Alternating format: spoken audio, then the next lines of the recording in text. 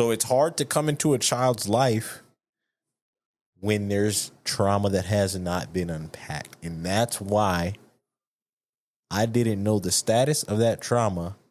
And that's why I was on reserve. It's not that I'm not ready. It's that I have to understand, are they willing to accept me into their life? You know what I mean? Mm-hmm. Because if they're not willing to accept me, that's going to be a challenge.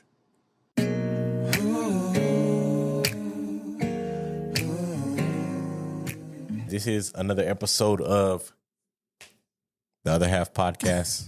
You forget the name. No, come on, man.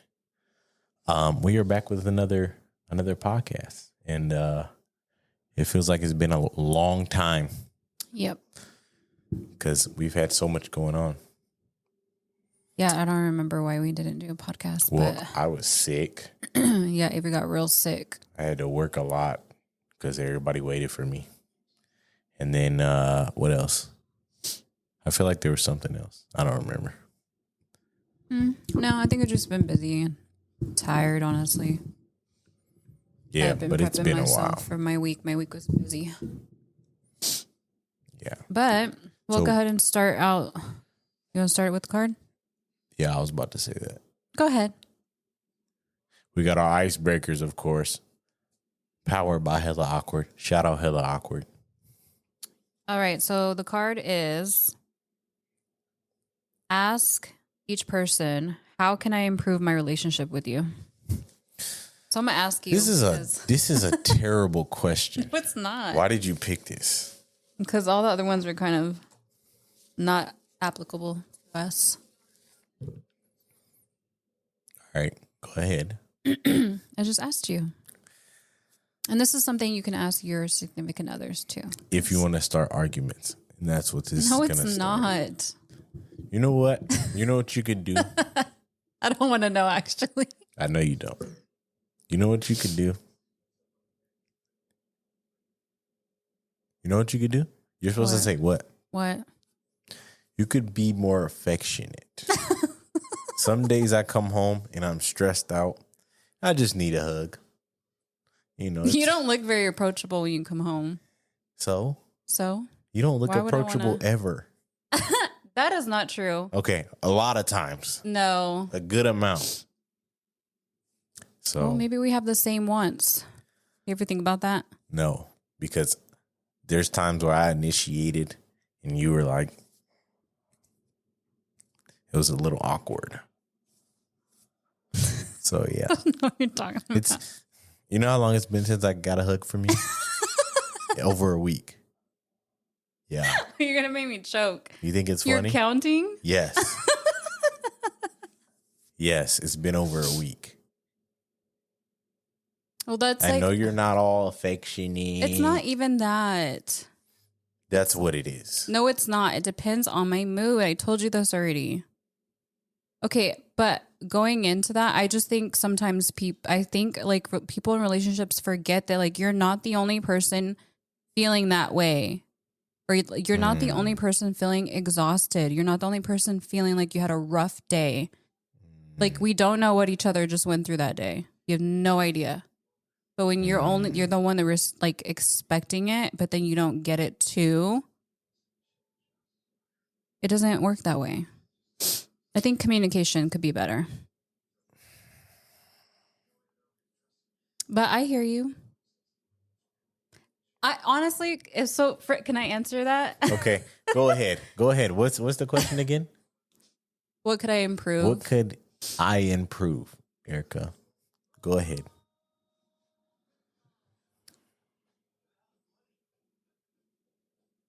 Don't be quiet now. No, I'm trying You to asked think. this question, so you had extra time to think.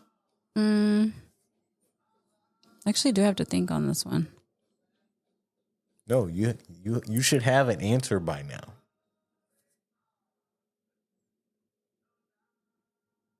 I really have to think. I'm really trying to Why think. is it that hard? I know I'm great. I know I'm just that great, but Okay, yeah, you could improve on there we go.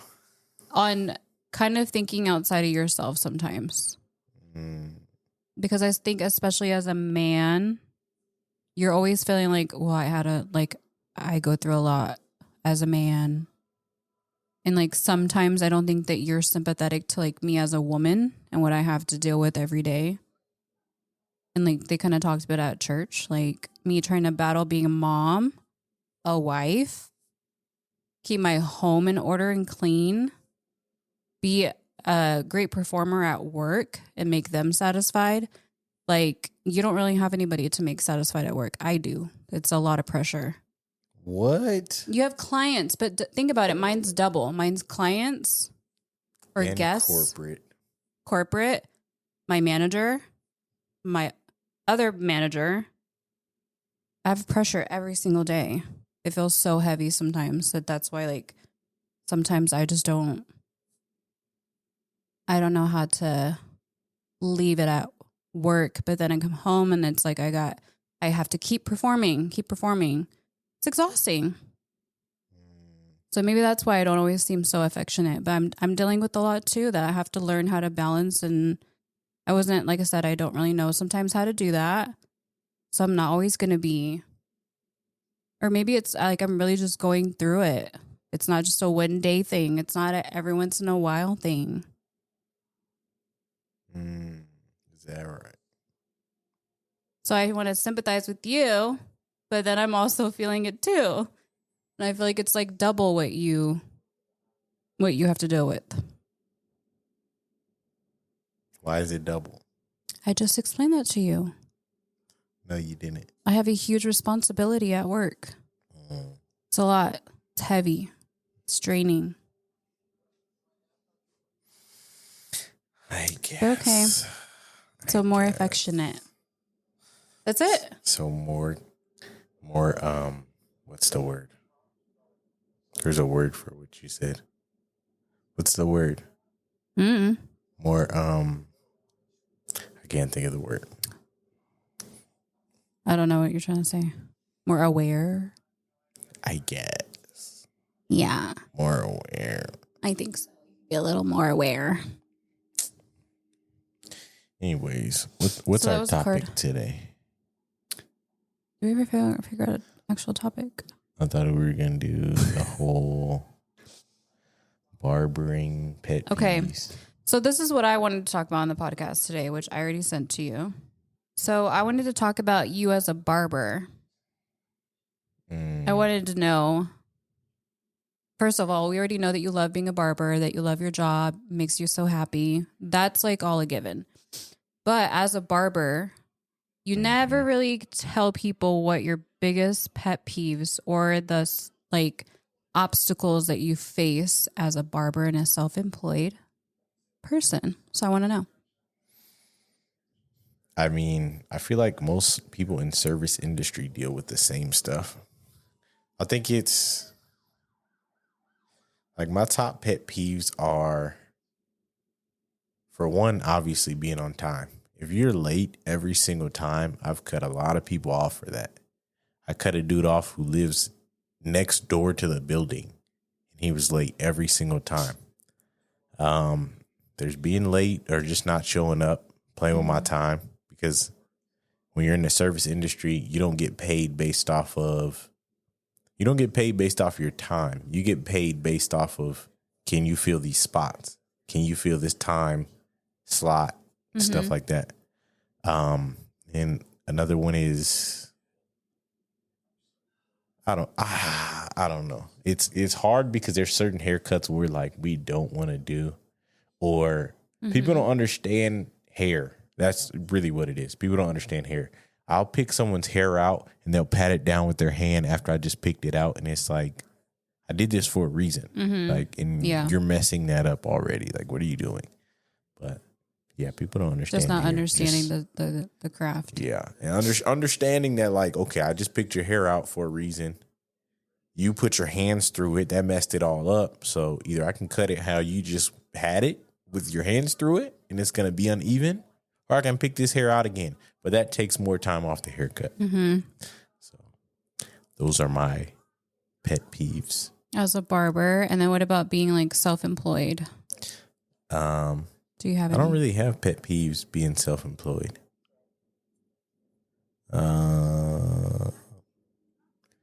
Yeah, I don't No? have any. Have you noticed any pet peeves in your line of service? Yeah, mine is the being on time. Like where I work, you can be 9 minutes late. And like say you have a service coming in at 8, they can be 9 minutes late, but you'll have another service coming in 15 minutes after that. Dang, And so so you only got forth. 4 minutes. So then instead of having 15 minutes to do your Brazilian, I'm going to have 4 minutes, which runs into the next appointment. And like for me, honestly, I really think I wish people understood that. I understand if you're not doing like that service or you're not in that industry, you're not going to get it. But like we're telling you, like people really need to be more aware of being respectful of people's time. Because somebody once told me, it's like, would you like it if your check was late? No. You know, so just like treat people with respect when it comes to stuff like that. Because you are literally making every other appointment late. Yeah. And people don't understand that. Like everything behind you is getting pushed back because you're wanting Careless. to be irresponsible or late or whatever. Yeah. And I feel like I have more like, I understand like emergencies, things come up, but like being just careless and constantly late. And I see it all the time. People are literally just strolling in 9 minutes late and we still have to take them and they don't care. Yep. I think that's the hard part about corporate for sure. You still have to take them and all that. And corporate is more quantity based. And they want to make the guests happy regardless. So yeah, I'm a barber. I don't care if you're happy or not, for real. Yeah, I wouldn't tolerate that if I was on my own.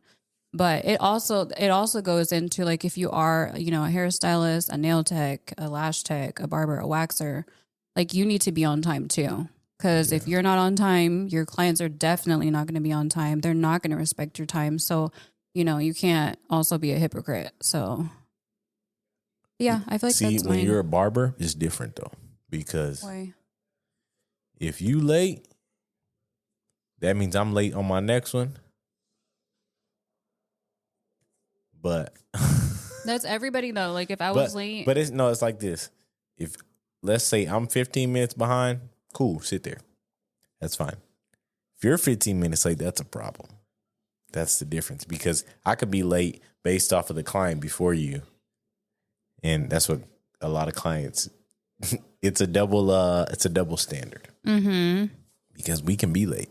But a lot of times it's because either the person before you wants something extra or I know it's a lot of barbers that do be late and they're just not. That's what they do. But for me, it's usually the client before is late or right, but that has nothing to do with you. A harder haircut.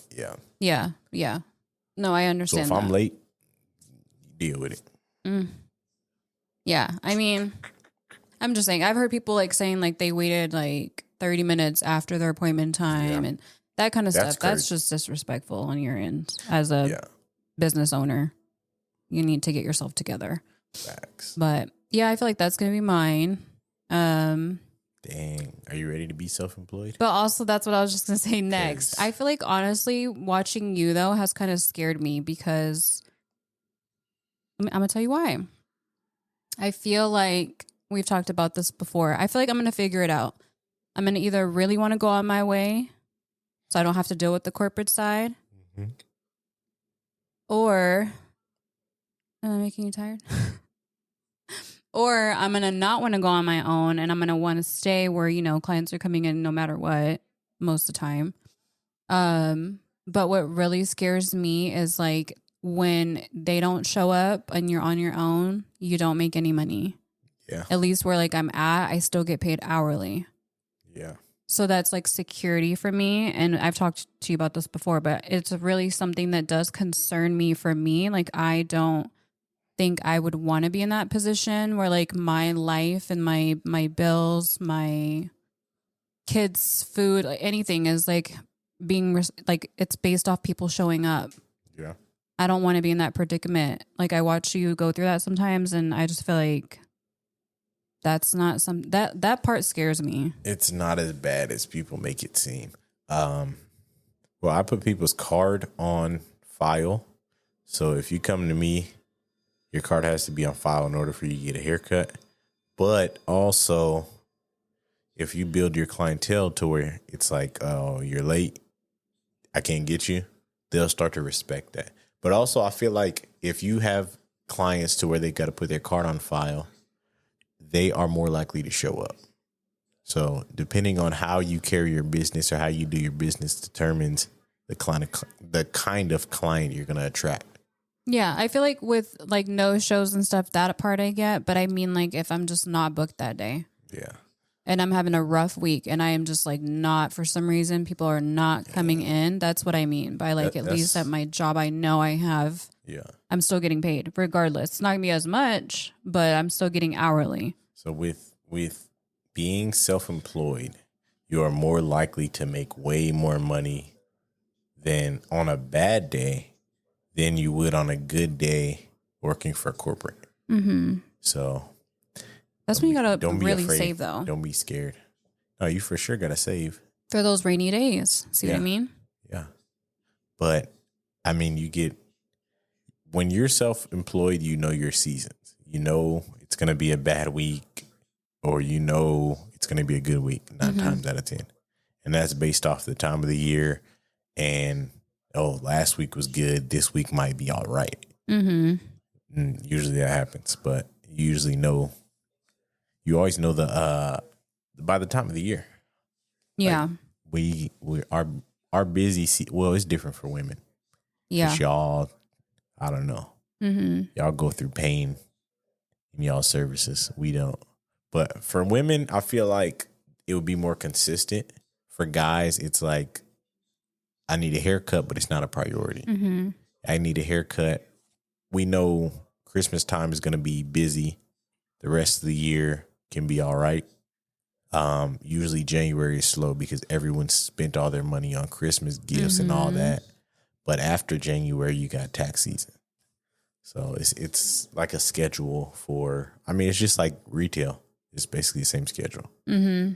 So, you got kids going back to school. You got people going back to school. You got people going on vacations, all that. Yeah. They need services. So. Yeah, ours are always for like vacations and then summer coming up. Yeah. But being self-employed is great to me. We'll see. You have to be motivated. Being self-employed, that's the thing people don't get. And disciplined. You have to be super disciplined. You have to be motivated. You have to be inspired on your own so that you can actually do it. Mm-hmm. Because if you don't have any of those, you don't have self-motivation, it's going to be hard. Like I sat in the shop when I first moved here a lot of days and I didn't get paid. Or I got paid. I waited till 6 and that was my first haircut. Yeah. So I feel like I could do it. I feel like it's like when I was in the shop only on Sundays and I sat there even though no one was coming in, but like that's what I would do. It was so fun. It was fine. I just learned. I did practice my strips, watch videos. Yeah. It's better to be there and you never know than to be, not there and then you get nothing. So facts. But okay. Yeah. That's what I wanted to know. So just the timing and everything, that's your pet peeves. Yeah. I figured. Those are my pet peeves. I don't really have more than that. Nope. When people book for a friend and that friend doesn't show up, I lost clients off of that. One of my clients, I lost him, but his brother still comes to me. I cut his brother yesterday. And yeah, that causes you to lose clients. Yeah, again, it goes with just like being not respecting mindful. People's time. Yeah, because that's like how people feed their families. Facts. Guys, like that's how they pay their bills. And I just think people forget that. Facts. Sometimes. But even like in the corporate world too, I feel like the same thing. Like we depend on our tips. Yeah. So when you don't show up, even though we're getting hourly, we're not getting the commission off the product. We're not getting our tips. Yeah.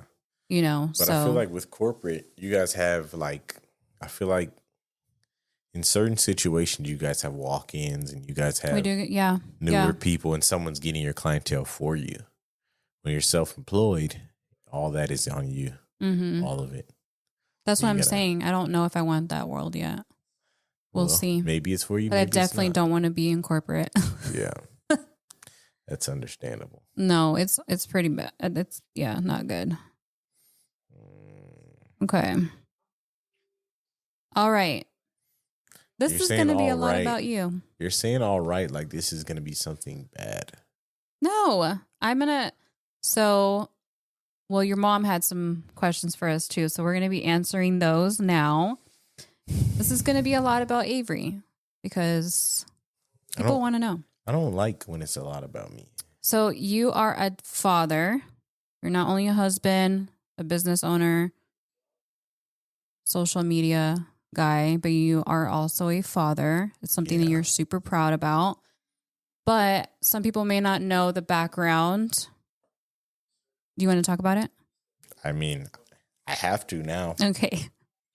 So do you want me to give a little bit of the background? I mean, I guess. Okay. So basically, Avery and I do not have any biological children together.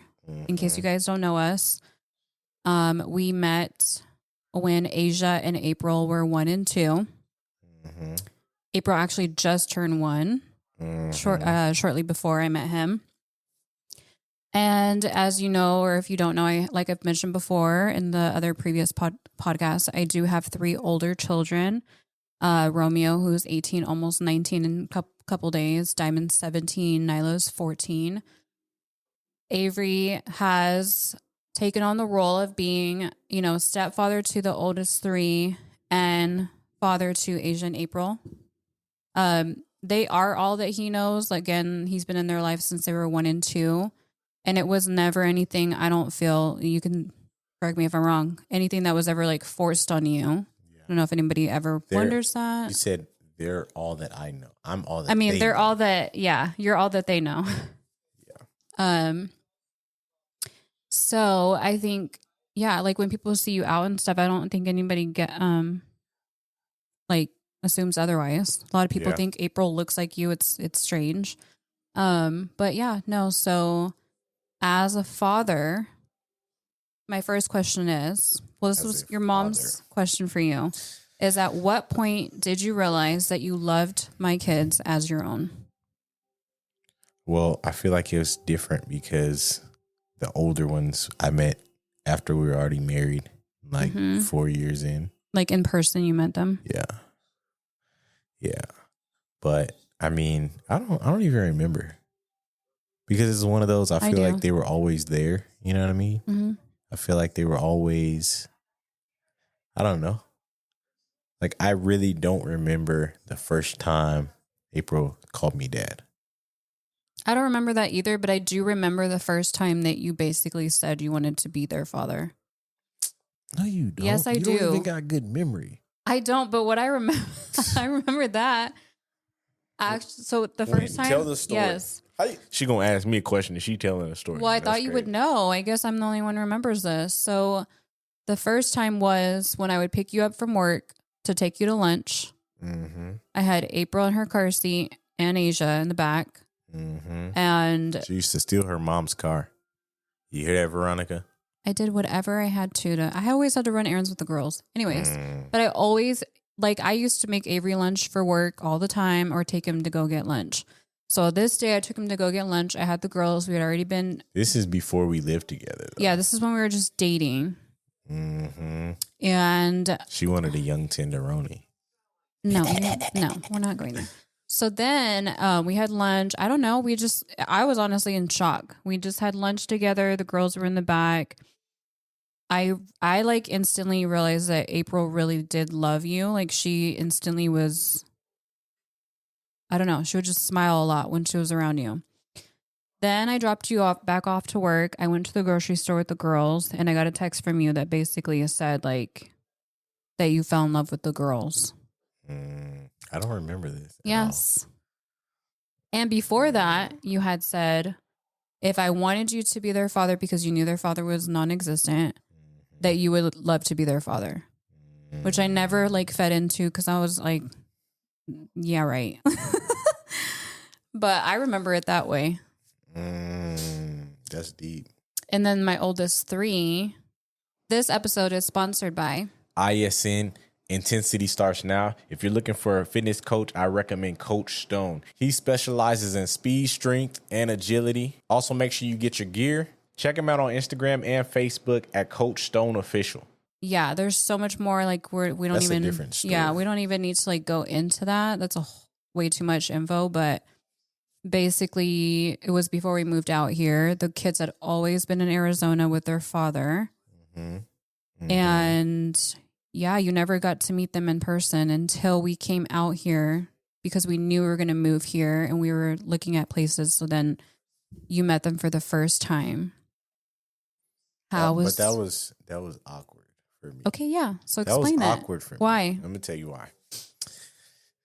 Because I know how it is to be the kid in that situation. Mm-hmm. So it's like, I don't know what they're thinking, but it's also one of those like, it wasn't, I don't feel like you made that welcoming for me. Why? I don't know.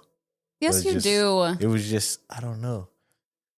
The first time we went to this is it. The first time we went to their dad's house, it was very awkward. Why? Because you left me at the door. I'm like, I don't know these people. I don't know if they're going to look at me like this. Look at this fool. I don't know. And you were just like, we stopped at the door and you just walked off. I was like, all right, it's awkward. I met the dad or their grandpa. Mm-hmm. He was cool. But the mom just, I don't know. It was not a welcoming environment. Let's say that. Their dad, I mean, he seemed cool, but he didn't say much. So I was just like, but those situations can get bad. And that's the first time I've ever been in that situation. Mm-hmm. I've never known that. And then with the kids, like I talked to a girl with a kid before, but it was very awkward because her kid wasn't older, but her kid was younger. It was a baby, but it was like I feel like the introduction has to be right in order for me to feel comfortable. Right? Mm-hmm. All right. So with the older kids now, it was I don't know. I didn't want to do too much to where they didn't like me, if that makes sense. Because I feel like when you're a kid at that age, a lot of times it's like, my mom's got a new boyfriend, whatever. You know what I mean? Mm-hmm. I don't like them. Usually kids are like that off the bat. I don't like them. But it was cool. It was a little weird at times because when I first met them, we argued, but we argued outside and they were inside. And we weren't getting along. Because I don't remember. I remember it very well. We're not going to go into that because you're bad at telling stories because you forget some details. Okay, but that's fine. That's why it's your perspective and my perspective. That's what it's all about. But you don't be understanding why I be feeling some type of way. I feel the same way. This is such like, I mean, we're not the only ones that feel this way. Okay. There's going to be the fact that I didn't know that till today. We've been together for 10 years almost. 9 years. Whatever. I've never known that till this very moment. That's not fair to me. That's when I say like communication is so important, but there may be things that maybe you don't know and I forget to like express or tell you. Erika, I told you that. Not in that way. No. In that way, but I told you that. Okay, so for me, but see how it's because people like in relationships have to understand that like, and I do struggle with this too. I'm not saying I'm perfect, but like you have to understand that you're going to feel it in a different way because it's your viewpoint. You remember the moment and you have like reasons why you feel like it should have been this way, whatever. I feel like it's both ways. Like just like you felt like I should have introduced you or whatever. I thought I did. I don't remember. But I do remember, like, for me personally, like, even when I met your family for the first time, I didn't wait for you to introduce me. For me, I'm like, I'm coming into this family, and that's just the kind of person I am. I do that. You know that. I do that anywhere we go, your uncles, anything. I immediately say hello. I'm Erika, or, like, I talk to people. Mm-hmm. So for me, it felt like when we walked in, I remember them saying hi and whatever, and I get along with their dad, so of course that was easy. Just, hey, how's it going? Hadn't seen them in a long time. you know, and at one point they were still like, his parents were still like my family, like my mom and my dad, honestly. And his dad was really like my dad. I never had a dad. So that relationship was never like damaged.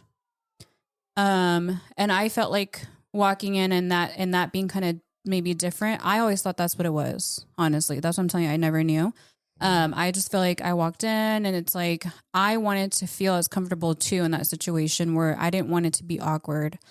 I didn't want the kids to feel awkward. And I personally expected you to like go up to the kids and say, "Hey, I'm Avery. It's good to meet you." You never did that. So for me, and that like goes into like kind of why like it really helped me decide like if this was going to be a good situation or not, because that's what I would do if you had kids.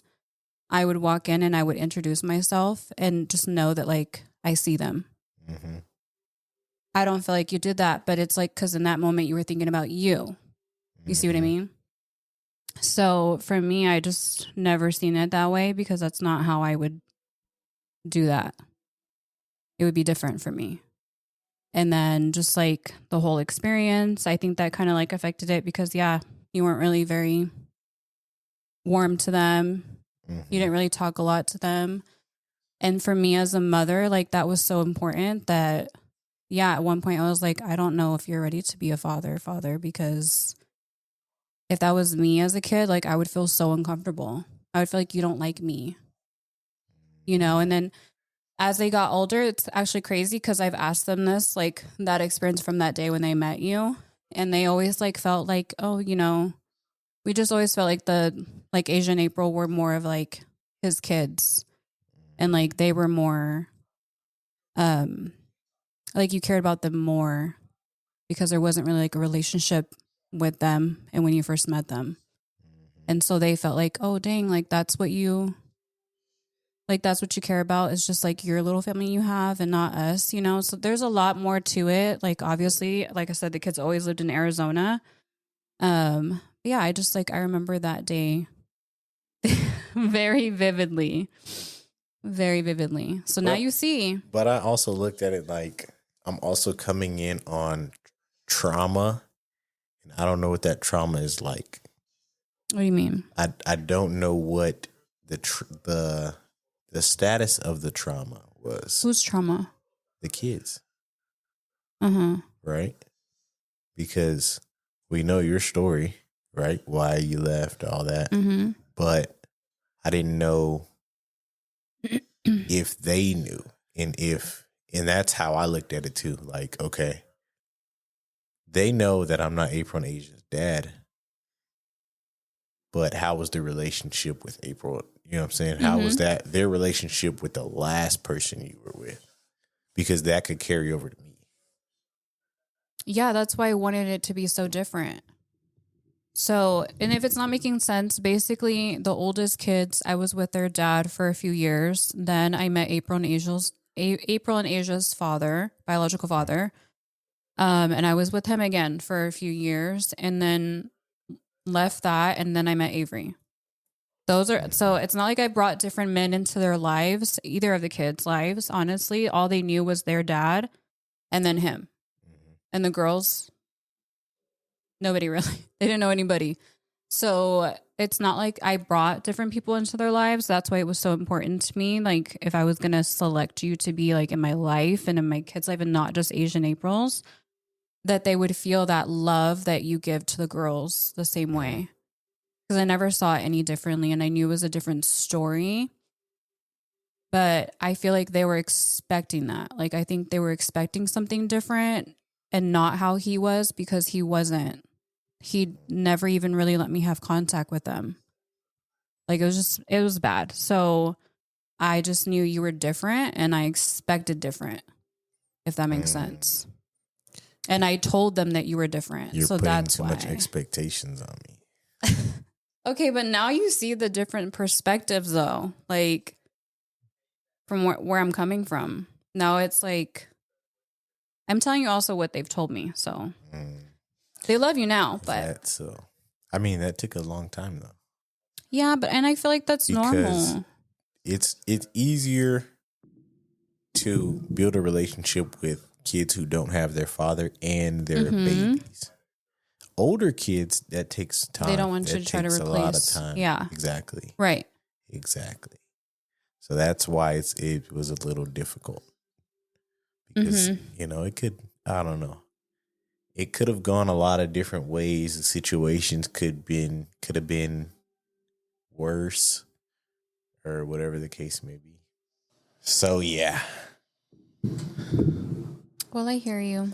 Oh, now you hear me, huh? Do you hear me? Now you hear me. Does anything I'm saying make sense? Yeah, it makes sense, I guess.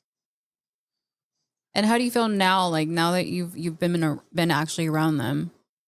I mean, how do you feel? I feel like they're my kids extended. Mm-hmm. Got some. They're in their teenage years. Okay, it's a teenage. I think they're amazing. Teenagers are different. Yeah, they're different. It is crazy because April and Age are so small still. Yeah, that's what I mean. Like having teenagers, they have their own life now. Mm-hmm. They're doing all their whatever they want to do. Yeah, and they're gonna make decisions that you may or may not agree with, and that's the hard part about teenagers. Well, then you'll be more prepared with Asia and April. My brother, boy, he's going to make his own decisions. Do what he wants to do no matter what anyone says. Who does that sound like? Huh? Who does that sound like? I don't know. Mike? No. Yes, that's how Mike was. No.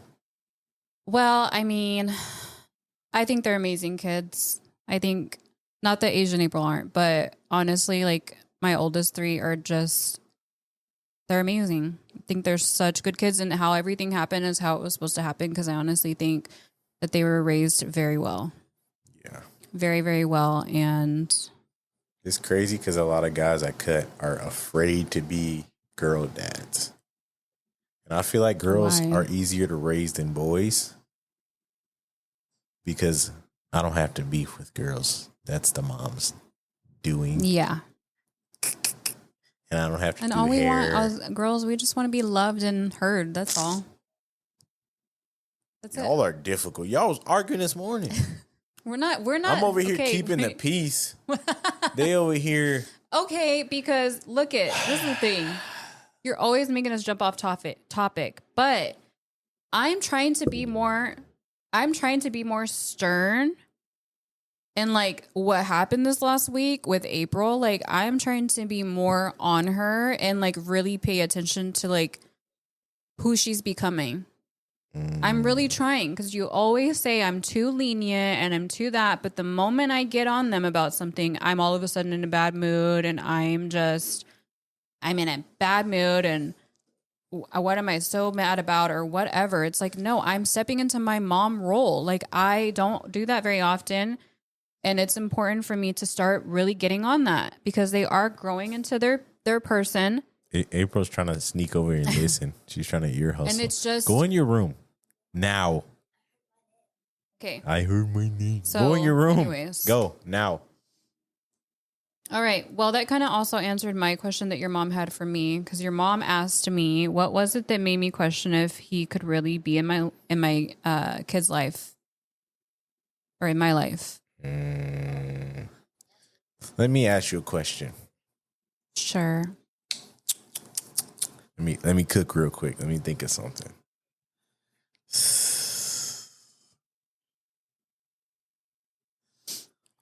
When did you know? Right. Okay. Spit it out. That you were gonna be with me for sure.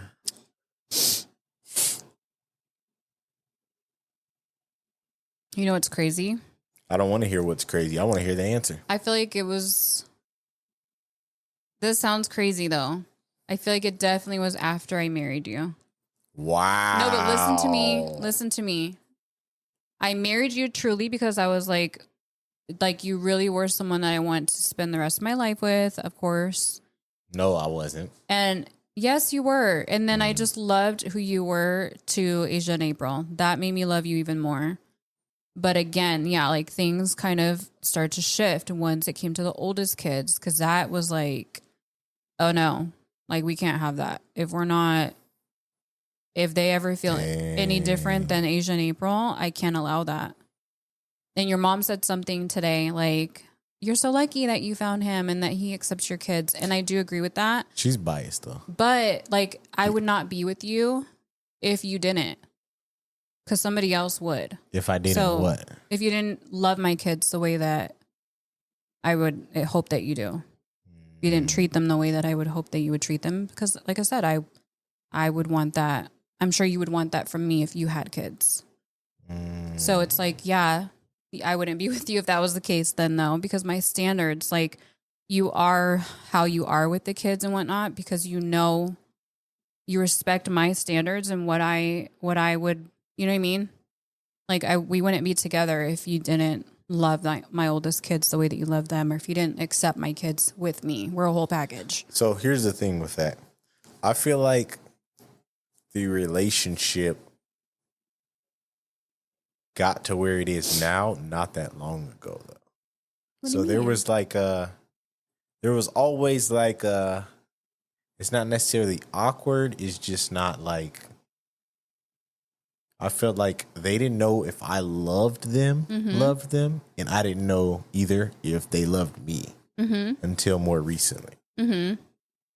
That's because I actually explained to them, right? No, that's what Nyla told me. Yeah, that's what I was about to say. Yeah, that's because now they know the real story, right? And now the trauma is unpacked. So that's where that was my fault. All of my stuff comes from. Now the trauma's unpacked. You're dying to say that. I don't know if I sometimes watch these back and I'm like, I don't think they know what we're talking about. But just to make it short, basically I had to explain to my oldest three literally everything. Like, oh my God. That happened in your... Everything that happened in my life from the moment I met their father. All the way through all my immigration stuff, me obviously being in a different state. I'm sure people that follow me on social media have always wondered, but also like a lot of people have always had their own opinion, or they go based off what they've heard or been told by somebody else. But I know different, and I know like the story that I know is very accurate. And when I tell that story, there's not one person that doesn't understand. But I also still take a lot of accountability, because there's a lot of things I could have did differently. But like with the whole story now that the kids know, yeah, I didn't tell them till not that long ago. I always just kind of felt like it wouldn't matter. But until I said what? Until Avery said, you need to tell them. And it's actually crazy because since I did tell them, we've had such a heart-to-heart about that, and they do understand now why things went the way that they did, why their father and I are not together, why I was in a different state, you know, that it wasn't me like leaving them for him and so forth. And now like Nyla even told me like, yeah, you know, at first I was just kind of like, why, you know, but now she's like, I get it. They all are like, I get it. So yeah, I mean, I can understand that, but that's why, like, yes. Is that also like breaking generational curses? I don't know. Kind of, you know, not really, but kind of. Yeah. Generational curses mean like every generation before me, or a lot of generations before me, went through this same thing. Yeah, I don't know what I'm trying to say, but let me say this. At the barber shop, shout out my boy Paul. Shout out all them boys at the shop that come see me. They call me the Wiz. And this is why. Because when I break it down, I break it down. Come on, man. Did you need that moment? Come on, man. Come on, I know. Man. I mean. Come on, man. So it's hard to come into a child's life when there's trauma that has not been unpacked. And that's why I didn't know the status of that trauma. And that's why I was on reserve. It's not that I'm not ready. It's that I have to understand, are they willing to accept me into their life? You know what I mean? Mm-hmm. Because if they're not willing to accept me, that's going to be a challenge. If they don't know everything that happened and that I'm not here to be bad to them, you know what I mean? Because there are situations where it's like, oh, she got a new boyfriend. This boyfriend is a bad guy, and I know it. A kid can tell. Mm-hmm. The guys my mom's been with, not saying every time I say something about my mom, she takes it out of context. She's not been with a lot of guys. Okay, mom. Yeah, let's clear that up. No, she's not out here in these streets. She chose to date, as a mom can do, guys. Yeah. right? Certain guys, Right. I didn't agree with some of those guys as a kid. There are certain things that I went through with these people that, you know, she may have not seen. She doesn't understand. She doesn't know. I mean, I don't communicate. Yeah. As a kid, I didn't communicate at all. I didn't learn how to communicate until I was a barber. People don't understand. People don't know that. But the lack of communication comes from a lot stems from father issues that I have. But when I was a kid, I didn't express anything. I just like, oh well. Yeah, but you always talk too about how like Mike's dad was he always treated you like his own. Right. So to me, that's when I go back to that statement when you say that, and that's when I'm like, okay, now I understand why you felt that way. Yeah. But because I didn't know that, I'm just seeing it as, wouldn't you want the kids to feel like how you felt, like how Mike's dad treated you? Right. That's how I always saw it. So to me, that's why it would affect me. Yeah. And it would question, you know, yeah, like, is this right? Because I would have to think that, like, am I doing the right thing? Because I'm not feeling like you want to get close to them, you know? So you see how you can see it from different perspectives is what I mean. When you have a mixed family or you have kids that you took on that were not biologically yours. And that's why I feel like I wouldn't be able to discipline them, especially earlier, like before our relationship got to where it is now, because the trauma's still there, you know. That's when it comes out. You're not my dad. That's when it comes out. Because I have relationships with my my siblings' fathers. We don't have the same fathers. And that's what it came to. You know what I mean? Unpacked trauma. I have a lot of unpacked trauma, but there's also a thing of, it's like, how could I say this? There's certain things that I had going on in my life which wouldn't allow me to open up to someone new for my mom. And now my mom, you know, I know those guys, but do I think they're all good guys? And that's where it can get tricky, because there were some good guys, but I wasn't willing to open up. And I wasn't willing to open up to a relationship to those guys. Some people, I'm just like, forget them. Oh, well, I can tell they're not who I would want my mom to be with. So yeah, what you feel is healthy. And maybe at the beginning, your kids were like, this ain't who I want my mom to be with. You know, so, but I've been on their side more than I've been on this side. And that's why I approached the situation that way. Yeah. So, yeah. I get it. See, Erika just be thinking like, I don't be moving. You got to stop doing that. It's not just me. You felt a certain way. I felt a certain way. You saw it a different way. I saw it a different way. That's why you communicate. And you can't be afraid to say, like, was I not like afraid to tell you that? Like, oh, they felt this way, or Nyla told me this. Yes, because I don't ever want you to feel less than who you are. You're not that. But I have to tell you, because it's like, I want you to know how they're feeling or how they felt. You know what I mean? Because it is such a different dynamic between Asia and April. Yeah. And like, at the end of the day, you are Asia and April's father. And Yeah, I cannot stand when people like separate the two. Like he's not a stepdad to Asia and April. He is their father. All my clients are like, "Them ain't your kids?" I'm like, "I don't have biological kids. I have kids. I don't have biological kids." Yeah, but a lot of people don't know, and they don't even They're need like, to. Hey, they look like Bradley. Tell me all the time, "Hey, man, they starting to look like you." It's because they act like you. That's how it be. Yeah, it doesn't matter. I wish people get that narrative out of their heads. But we can have these conversations now. Yeah. We couldn't have these conversations a long time ago. What do you mean? You're hard to communicate with, ma'am. And I literally talk about anything.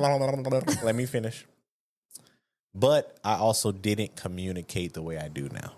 Yeah. But yeah, you're hard to communicate with. You know how like Tubby don't talk? That's you. That's how you were. Tubby, she talking about you. No, I'm just saying like you definitely did not communicate very well. Yeah. So I know. I'm aware of that. But I'm fully aware. That's one of my pet peeves too. Men don't communicate. In the barbershop, it is so bad. It's bad to the point where like I communicate very, very extra with my clients, right? If you book a new appointment, if you're a new person, I'm going to text you. Hey, what's up? This is Cruze. This is the address. This is that. Be here on time. Mm-hmm. That's it. Guys won't reply. Yeah. And it's like, bro, this is me texting you, letting you know, hey, welcome. This is not a awkward place or an unwelcoming place. Mm-hmm. They don't communicate. But they'll just cancel their appointment sometimes. So a lot of things I learned through my waxing training. Mm-hmm. I had so many therapeutic moments and conversations. You wasn't training. You was in there having therapy. Yeah, I really was. Is something she told me was like, you need to learn to give other people grace instead of judging them right away. Everybody moves how they move for a reason. Everybody says things how they say for a reason, or they don't say things for a reason. And maybe these men that you've come into contact with have never been taught to communicate effectively. Yeah. Or they're around toxic environments that they can't communicate effectively. And like you tell me all the time that I am not easy to communicate with. And I just sometimes I have a hard time understanding that, because I feel like if you really take a moment and get to sit down like we are now and communicate and talk, I will listen. And then I'll probably think about it later on and just be like, okay, I understand where you're coming from. In the moment, I might get a little defensive. Exactly. But that is normal. There's been a time where I told you something. You got mad at me. You yelled at me. You went to the kitchen. When I came to the kitchen, you said, okay, I understand. Yes. Why you got to be offensive? Why you can't just have a conversation? Do you think that you're the easiest person to communicate with? Oh, no. Look, see, April knows. You're not. April knows. All right, be quiet. Okay, go in your room. Hush. Life with girls, boy. Okay, go ahead. No, you're fine. You're. Go ahead. You have no problem. No, tell me about myself. I feel it's because like you feel like I'm not easy to communicate with, or I get offended easily, whatever. I feel like you're not always easy to communicate with. Like I could start telling you something and then you start doing that. You guys have seen it. He'll do the, oh my God. Like you just don't take the time to listen to where I'm coming from. You immediately already have a reaction. You immediately already have your own opinion. And it's almost like no one can convince you otherwise, because what you feel is what's right, and what you feel is what's wrong is wrong. Imagine me trying to communicate with someone like that every single day. Why would you think that I would feel how I feel? I just be knowing stuff. Anyway.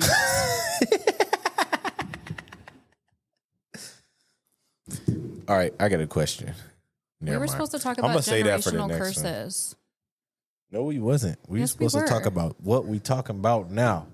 Well, as you guys can see, we don't not generational curses, and me being a stepfather are two completely different things. We can talk about that on the next one. We can talk about that on the next one. Y'all want to hear generational curses or...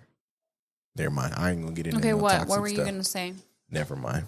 I'll save it for the next one. What were you going to say? I was going to ask them, do they think women know how to take accountability? You just asked me that the other day. I know. But you're a woman. Accountability for what, though? I don't understand your question. Are just... Emphasize. 90% of women are going to say no. Or yes, women know how to take accountability. For what? Guys don't always agree. For whatever, anything. But what made you ask that? I just seen it on TikTok. It was just a viral question. I would need to know for what. It's like the 100 men versus a gorilla. It was just a question online. I know, but it doesn't really make sense. Like, take accountability for what? I don't know. You ask TikTok. This is like a group conversation. You know what I mean? I can't even like answer that because like, take accountability for what though? I don't know. For what? Like anything? Like anything? I feel like for me, there's so many things. I'm going to give myself grace and the props where I deserve it. Mm-hmm. I do feel like I've grown in a lot of ways. Mm-hmm. For sure. I want to give myself that grace. And like, I have learned to say, I could have done this differently. I could have, and that's like pride. Like I could have said, no, everything that I did before in my past, that's like how it was supposed to be. It's fine. No, I've literally sat and said, I could have done so much differently. I could have, even with like my jobs and stuff where I'm like, oh, I could have did this differently. Or I could have waited out. My waxing training has been such, like, believe it or not, a huge eye opener for me that like, I can fight my anxiety. I can fight my wanting to just run. I always want to run from things or quit. Like even when it comes to relationships, my last two, that's what I did. When I'm done, I'm done. I feel like when I don't want to deal with it, I don't want to deal with it. And when it comes to like a job that's like feeding my family and stuff, I had to grow out of that quick and just be like, no. And she would tell us that in training.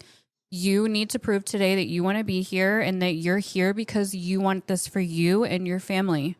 Mm-hmm. And everything that you've ever dreamt about is why you're here today. So you're not going to give up when it gets tough, because she was tough on us. Felt like boot camp. We were getting yelled at. Like it was rough, but like you have to be strong emotionally to get through that.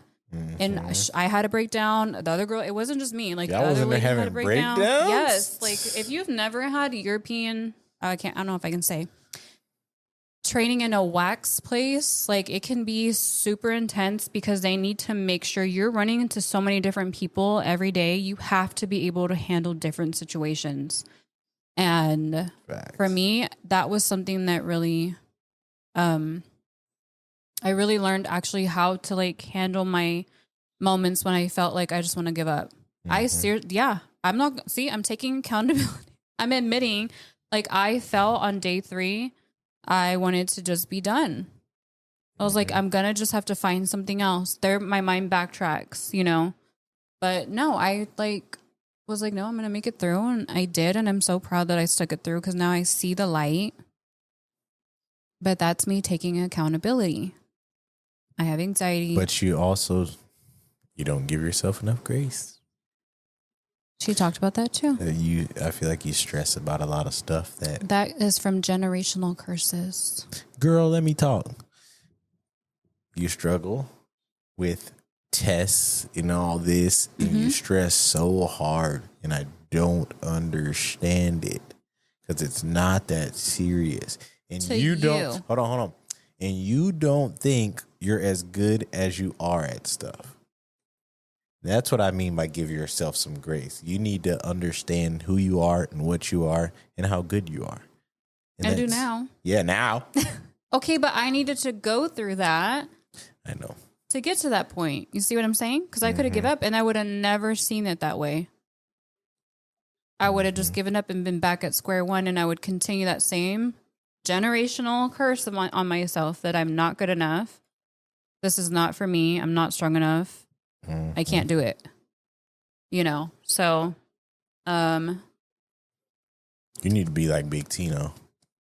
But see, that's what I'm saying. Like, you have to be more like, you need to not be so harsh. Like, for you to say, like, I don't get it, it's because you don't understand why I feel that way. It goes way back. Way back. And if I've never actually dealt with it and had like therapy or something to help me through it, I've had to help myself through it. Literally. No one else helps me through it but God. So just think about it. Give people grace, because people are going through stuff deep down that they don't want to talk about. Just like men don't like to talk about a lot of things. Me as a woman, I don't like to talk about a lot of things. It makes me feel weak. It makes me feel like it makes me feel like a baby, like I'm a complainer. So I just don't talk about it. I deal with it, and then it starts to erupt. So give me grace. I guess. Well, that is the end of this episode, guys. So, yeah, it's been stressful. What's been stressful? This episode. Why? It's been what's the word to explain this episode? I think it's just, this is us. We talk about anything. And are you stressed or something? I feel fine. It's not, Never mind. It's not that deep. You have to talk about things like this. You know how many people don't have conversations like this? That's what I'm saying. It's not arguing, it's communication. Since we communicate, how come you ain't asked me about my night last night? I was going to ask you that. Why did you post? Because I almost died last night. Why? A motorcycle almost ran me over. Where? Downtown Gilbert. You was out? Yeah, we went to eat. We went to eat tacos. Downtown Gilbert.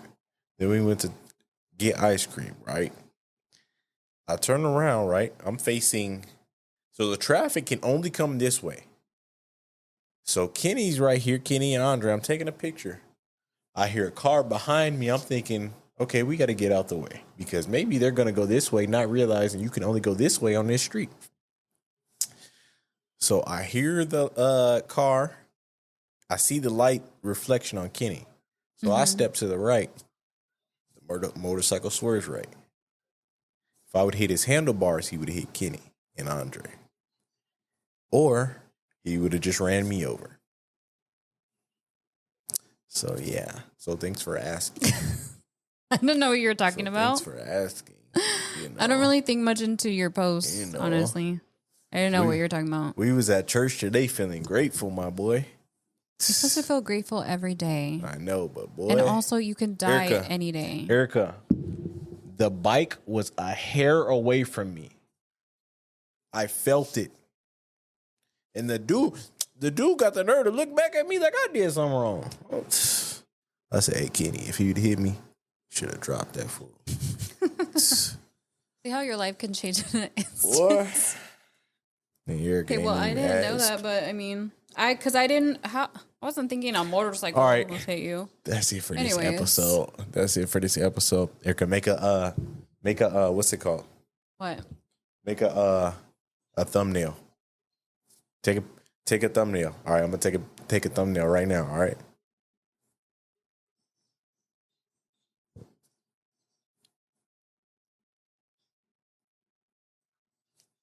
You ain't making no thumbnail. I'm gonna use that exact same picture right there. Yeah, okay. Nah. Don't try to smile now. Okay. We're gonna see y'all in the next episode. Like, subscribe to the YouTube channel. Follow us, subscribe, whatever you do on Spotify, Apple follow Music, all that. You can follow Erika her Pledge, if you want ErikaPledge. Go follow me now. That is so many letters. We'll catch y'all in the next one. We appreciate the support. Peace.